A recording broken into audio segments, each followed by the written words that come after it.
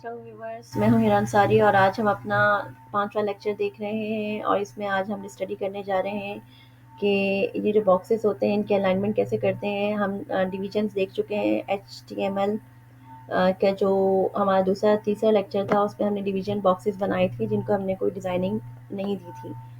तो आज जो है मैंने ये बॉक्सेस को के अंदर एक 3 बॉक्स और बनाए हैं एक सेक्शन के अंदर, और इसके अंदर जाकर मैं आपको दिखाऊंगी कि हमारी पोजीशनिंग जो पिछले हमने लेक्चर में पोजीशन रिलेटिव डाली है तो वो कैसे काम करती है।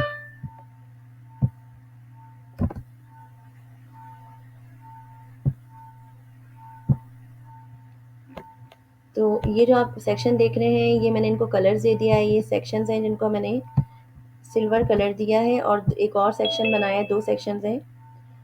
और इस सेक्शन के अंदर मैंने 3 चाइल्ड एलिमेंट्स बनाए हैं, 3 डिव्स बनाए हैं जिनको मैंने आईडीज दी हैं, चाइल्ड 1, चाइल्ड 2 एंड चाइल्ड 3। तो अभी हमने ये किया है कि सेक्शन को सिर्फ हमने दे दिया है कि मिनिमम हाइट हो 300 पिक्सेल्स। अगर हम मिनिमम हाइट नहीं देते चीज़ों को, जैसे आपको मैंने दिखाया था कि बहुत सारे डिव्स बनाए थे, बहुत सारे यानी काफ़ी सारी चीज़ें, रैपर भी बनाया था, हेडर, फुटर, मेन, और मगर वो दिखने में कुछ नहीं लग रहा होता क्योंकि हमने उसको कोई हाइट विड्थ नहीं दी हुई थी, तो वो सिंपल प्लेन टेक्स्ट नज़र आ रहा होता था और बाकी किसी बॉक्स का कोई नामो निशान नहीं लगता था फ्रंट पे। तो जब तक हम इनको मिन हाइट नहीं देते ये चीज़ें बंद रहती हैं, और जितना जितना इनमें कंटेंट डलता है तो खुलती जाती हैं। तो ये वाला नीचे वाला सेक्शन है, इसमें कंटेंट है इसलिए खुला हुआ है। ऊपर वाला सेक्शन इसलिए खुला है क्योंकि मैंने अब इसको दे दिया है कि अगर ये खाली भी हो सेक्शन तो 300 पिक्सल्स खुला रहे। ठीक है, ये सेक्शंस हैं और उनको मैंने ये स्टाइलिंग दी है। ये स्टाइलिंग देने के लिए मैंने क्या किया है, राइट क्लिक किया, मैंने इंस्पेक्ट एलिमेंट में अपनी बॉक्स का टेम्प्रेरी व्यू मैंने ब्राउज़र पे क्रोम पे खोला है। ठीक है, क्रोम की होता है, फायरफॉक्स वगैरह पे भी आपको कुछ मिलेगा इंस्पेक्ट एलिमेंट, मगर मैं यूज़ नहीं करती तो मैं नहीं बता सकती शॉर्ट की उसकी। तो आपने क्रोम के ऊपर रहते हुए अपने अपने उस पेज पे रहते हुए राइट क्लिक करना है और आपने इंस्पेक्ट एलिमेंट में चले जाना है, सबसे नीचे मिलता है वो, और फिर आपके पास ये बॉक्स खुल जाएगा। एक साइड पे ये HTML है और एक साइड पे उसकी CSS है। आप ये किसी भी टैग के ऊपर जब आपने माउस रखकर खोलेंगे तो उसी जगह का जो एलिमेंट होगा वो खुलेगा, अदरवाइज आपको थोड़ा सा सर्च करना पड़ेगा। ये हमारे पास 2 सेक्शन हैं। ये वो सेक्शन है जिसमें सारा कंटेंट हमने डाला था किचन सिंक के नाम से, जो हमारे पास मिला था, यानी सारा ज़्यादातर टेक्स्ट का मिक्स था वो, जो मैंने कल लॉरेम इप्सम फेक टेक्स्ट उठाया है उसका कोड बना हुआ।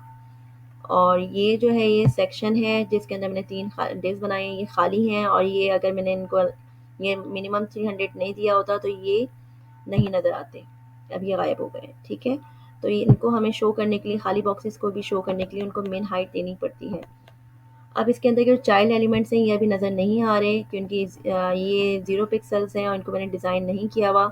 हम किसी भी चीज़ को उनके यानी पेरेंट के हवाले से जान सकते हैं, जैसे कि सेक्शन के अंदर जो डिव्स हों इनको मैं दे सकती हूँ कि इनका जो बैकग्राउंड कलर हो वो हो रेड,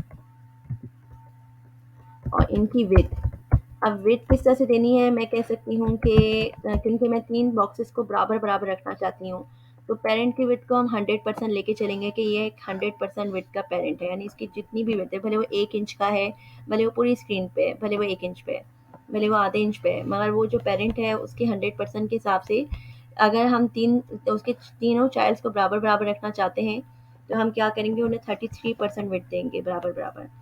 तो जब 33 होगा तो फिर वो मिलकर हम 99% बन जाएगा और वो एक लाइन हो जाएंगे। तो अगर हम सेक्शन के जो चाइल्ड डिव्स हैं तो हमें इनका नाम पुकारने के बजाय हम अगर खाली डिव्स कहें कि भाई सेक्शन के जो डिव्स हैं उनको अगर हम इस तरह से पुकारें कि हम इनको विड्थ दे दें 33% और हाइट, मिन हाइट, क्योंकि ये खाली हैं, जब तक इनको आप हाइट नहीं देंगे ये शो नहीं होंगे, तो हम इनको भी मिन हाइट दे दें, या हम हाइट भी दे सकते हैं। अगर आप चाहते हैं कि वो बॉक्सेस उतने ही रहें और उसमें आपको मज़ीद कुछ डालने का इरादा नहीं है, आपने एक ख़ास वेट में जैसे इमेजेस वगैरह के बॉक्सेस या कोई इस तरह का चाहते हैं लोग कि उसके अंदर कोई एक्स्ट्रा कंटेंट नहीं होता जो बड़ा छोटा होने का उम्मीद नहीं होती, तो उससे आप हाइट भी दे सकते हैं। तो उसे 100 पिक्सल्स दे देते हैं। 100 पिक्सल्स देते के साथ ही क्या हुआ है कि ये बॉक्सेस आपको नज़र आना शुरू हो गए। ये 3 बॉक्सेस हैं।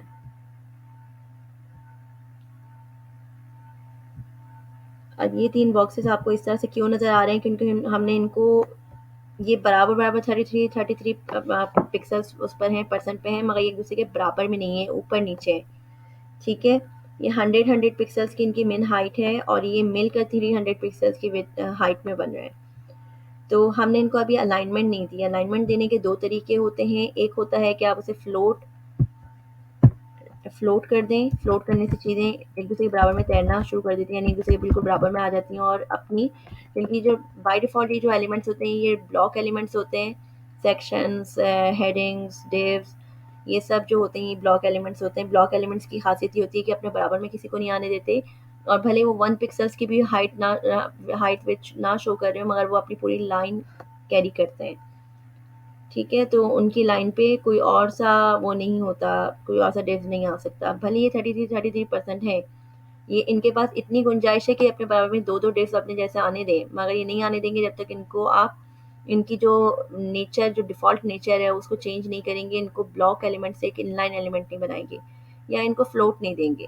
फ्लोट करने से भी क्या होता है, ब्लॉक एलिमेंट इनलाइन एलिमेंट जैसा बिहेव करता है। फ्लोट लेफ्ट कर दें, चीज़ें बराबर में आ गई। अभी आपको ये एक जैसी लगेंगी क्योंकि हमने इनके दरमियान में मार्जिन नहीं दिया हुआ, तो ये अपने सिबलिंग्स के और अपने दरमियान में मार्जिन नहीं दे रहे हैं, ना ये अपने पेरेंट्स से कोई मार्जिन ले रहे हैं। ठीक है, तो जब आप मार्जिन देते हैं तो जो बॉक्सेस होते हैं वो अपने पेरेंट्स और अपने सिबलिंग्स के दरमियान में एक गैप पैदा कर देते हैं। जो गैप, जितना गैप आप डिफाइन करेंगे, जिस किनारे से जितना गैप आप डिफाइन करेंगे उस साइड से वो उतना ही गैप दे देंगे, तो वो नहीं दिया हुआ। तो या तो आप फ्लोट लेफ्ट दे दें या आप उसे डिस्प्ले इनलाइन कर दें। ठीक है, डिस्प्ले इनलाइन भी वही काम करता है जो फ्लोट लेफ्ट करता है, और डिस्प्ले इनलाइन थोड़ा सा बेहतर वो है, इसका ऑप्शन होता है। और इसके अंदर कुछ है जो प्रॉब्लम कर रहा है।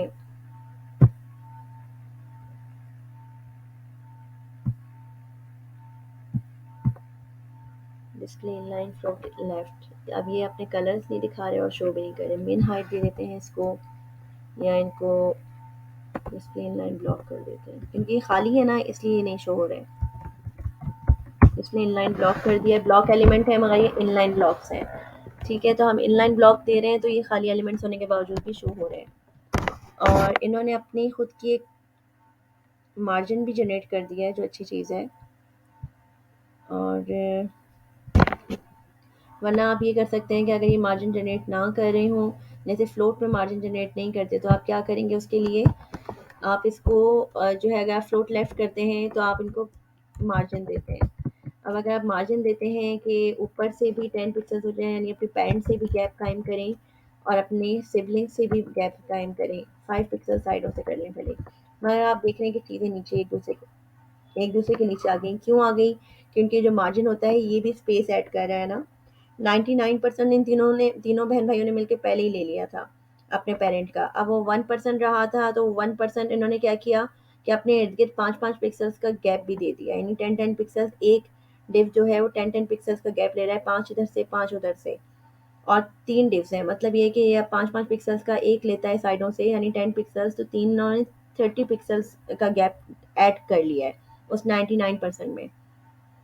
तो इसको मैनेज करने के लिए हम क्या करते हैं, इसको मैनेज करने के लिए हम करते हैं कैलकुलेशन लगाते हैं, और हम यहीं पे चीज़ों को माइनस करते हैं। एक विथ के अंदर आप कैल्क डालते हैं, कैलकुलेशन का शॉर्ट होता है कैल्क। ये CSS की मैथ है। इसके अंदर आपने 33% डालकर आपने माइनस किया वो मार्जिन जो आप यहाँ से ऐड किया आपने, यानी आपने 5-5 पिक्सल साइडों से आपने दिया है ना हर बॉक्स को, मतलब ये कि 10 पिक्सल आपने ऐड कर दिया है मार्जिन। तो आप यहाँ से उस मार्जिन को माइनस कर देंगे जितना भी 33% होता है स्क्रीन का, भले वो स्क्रीन छोटी हो या बड़ी हो। वो क्या करेगा कि वो चीज़ों को जो है बीच में ले आएगा उसके हिसाब से, यानी 10 पिक्सल्स ऑटोमेटिकली जितनी भी स्क्रीन होगी उसके उसका 33% जितने भी पिक्सल्स बनता है उसमें से 10 पिक्सल्स माइनस कर देगा और चीज़ें इधर आ जाएंगी। फ्लोट में करने के लिए फिर आपको क्या करना होता है कि आपको इसके पेरेंट को आपको सेंटर में रखना पड़ता है। अब आप देख रहे हैं कि साइड में एक एक्स्ट्रा स्पेस है जो बच रहा है और जो बुरा लग रहा है, तो इसको आपको खुद मैनेज करना पड़ेगा। अदरवाइज़ दूसरा तरीका ये है कि जो डिस्प्ले वाला स्टाइल था ये बहुत अच्छा था, वहाँ इनलाइन ब्लॉक कहीं काम करता है और कहीं नहीं करता। ठीक है, इनलाइन ब्लॉक एलिमेंट कहीं काम करते हैं और कहीं नहीं करते हैं, तो इसके थोड़ी ट्रिकी होता है। इसमें फिर आपने ये करना होता है कि आपने इनको अगर आपने सेटिंग करनी है, देनी है, तो आप ये कर सकते हैं कि इनके पेरेंट को आप अगर मार्जिन करना होता है, यानी आप इनको पेरेंट को जाकर आपने ऑटो देना है और टेक्स्ट अलाइन करना होता है सेंटर। तो जो इनलाइन एलिमेंट्स होते हैं वो टेक्स्ट की तरह होते हैं, यानी जो इनलाइन होते ही टेक्स्ट है। तो जब हम किसी ब्लॉक एलिमेंट को, किसी बॉक्स को हम इनलाइन करते हैं ना, तो टेक्स्ट की तरह बिहेव करने लगता है। तो उसके पेरेंट का जो टेक्स्ट अलाइन सेंटर वाली प्रॉपर्टी होती है ना, फिर वो चाइल्ड पे अप्लाई हो जाती है, उनको एक टेक्स्ट की तरह बिहेव कर रहा होता है अपने पेरेंट के अंदर, और वो इनलाइन हो जाता है। तो जब इनलाइन के लिए टेक्स्ट अलाइन करेंगे तो वो आपके भले बॉक्सेस क्यों ना हो, पेरेंट किसी बॉक्स के अंदर के चाइल्ड चाइल्ड बॉक्सेस कंटेंट दूसरी कोई सी भी जो इनलाइन है, वो सब सेंटर अलाइन हो जाएंगे। और ये चीज़ बहुत ज़रूरी वहाँ होती है जब आपने कोई नेविगेशन देनी होती है जो सेंटर अलाइन होके रहे। कभी आपके वेबसाइट में अलाउ तो होता है कि आप 10 टैब्स बनाएं या 2 बनाएं, मगर जब आप 2-3 बनाते हैं और वो साइड में फ्लोट कर रहे होते हैं तो बहुत बुरे लग रहे होते हैं। आप चाहते हैं कि आपका यूआरएल जो है वो ऑटोमेटिकली बड़ा छोटा हो और वो बॉक्सेस सेंटर अलाइन रहें, जितनी भी टैब्स हैं वो सेंटर में रहें। तो वहाँ जाके ये काम आता है कि आपने पेरेंट को आपने जो है वो मार्जिन ऑटो दिया हुआ होता है साइडों से, अगर वो छोटा है तो बीच में रहेगा, और विड्थ अगर उसकी 100% नहीं है तो, और उसके अंदर का भी जो टेक्स्ट होता है वो टेक्स्ट अलाइन सेंटर हो, उसके चाइल्ड एलिमेंट्स को आप टेक्स्ट डिस्प्ले इनलाइन कर दें। डिस्प्ले इनलाइन करने के साथ वो ब्लॉक एलिमेंट से इनलाइन एलिमेंट्स बन जाते हैं और उनके पेरेंट की text align centre property work करने लगती है। ठीक है, तो ये हमारा हो गया है इन चीज़ों को इनलाइन करना, उनको विथ देना, और उनका कैलकुलेशन आप किस तरह से दे सकते हैं चीज़ों को। और नेक्स्ट अब हम आपको बताते हैं पोजीशन रिलेटिव, एब्सोल्यूट और फिक्स के बारे में।